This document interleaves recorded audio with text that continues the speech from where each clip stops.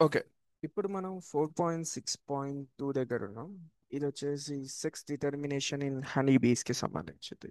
So ఇక్కడ ఈ story ఏంటంటే, మామూలుగా హనీ బీస్లో సెక్స్ అనేది డిటర్మైన్ చేయాలంటే మనకి ఇండివిజువల్గా టూ థింగ్స్ ఉంటాయి. ఫస్ట్ ఒకటి హ్యాప్లాయిడ్. హ్యాప్లాయిడ్ అంటే వన్ సెట్ ఆఫ్ క్రోమోజోమ్స్ ఉంటాయి. ఒకటి diploid, two sets of chromosomes ఉంటాయి. సో ఇక్కడ ఏం జరుగుతుందంటే, మామూలుగా ఎప్పుడైతే ఒక ఎగ్ స్పమ్ తోటి ఫర్టిలైజ్ అవుతారో ఆ దానివల్ల ఏం జరుగుతుంది, ఒక డిప్లాయిడ్ ఫామ్ అయింది అనుకోండి, టూ ఎండ్, అది ఫీమేల్ అవుతుంది. ఓకేనా? ఆ ఫీమేల్ అయితే క్యూన్ అవుతుంది, లేకపోతే వర్కర్ బీన్ అవుతుంది.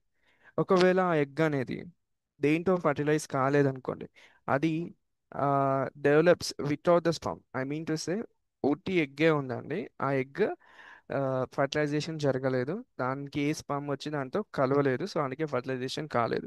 సో అప్పుడు ఏం జరుగుతుంది, అది కాస్త ఆ ఆ ఎగ్ కాస్త మేల్లా ఫామ్ అవుతుంది. ఆ మేల్ని మనం డ్రోన్ అంటాం.